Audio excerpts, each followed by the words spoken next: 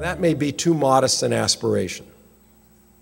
And I would say that in public health, we should not just leave it up to chance as to whether the results of our work will make a difference.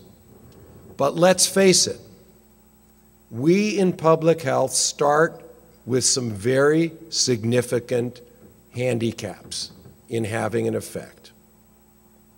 Public health is all about prevention. It's about stopping things before they occur. And when prevention succeeds, it's invisible. So the first challenge that we have in public health is that we've got to find ways to make the invisible tangible, visible, real for people.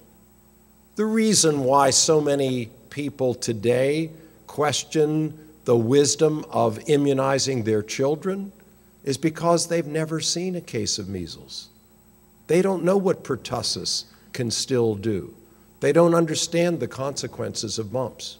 And you know, in the United States of America today, we still have outbreaks of thoroughly preventable infectious diseases simply because people do not understand the consequences.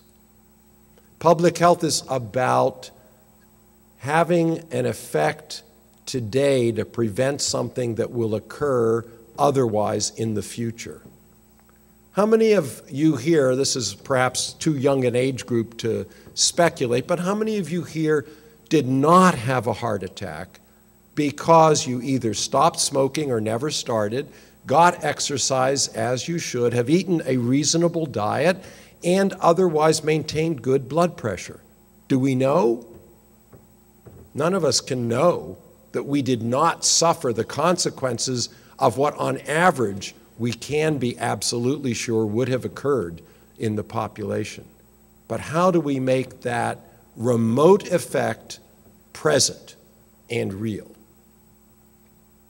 This is a big challenge in two directions of communication for our field.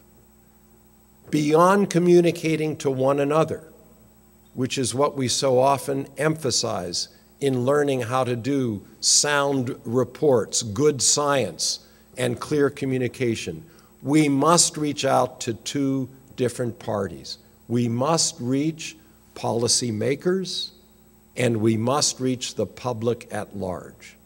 And actually, those two are sometimes not so different.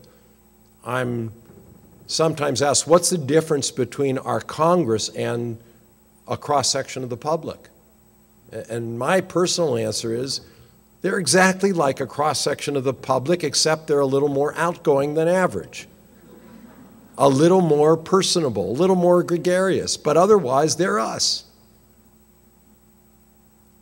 Reaching the policymaker and reaching the public have a lot in common. And here's an insight from someone who spent his whole life learning to do sound health services research and believes in science and data. It's this.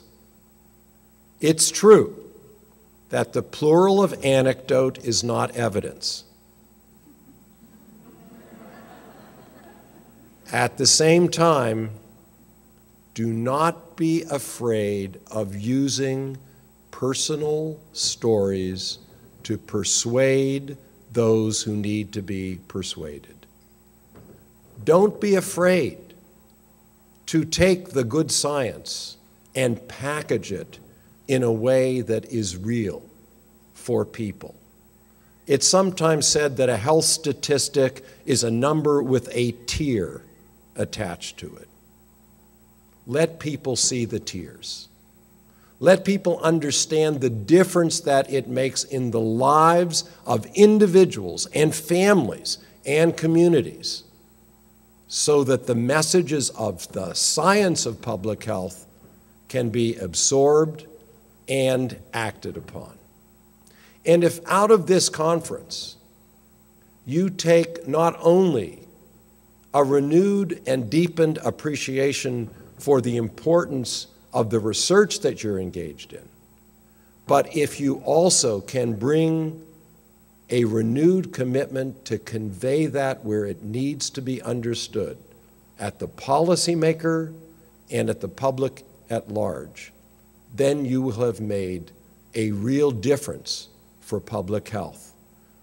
You'll be both the best in the sense of the quality of your work, and you'll be the best in terms of the difference that we together can make for the health of everyone in this country.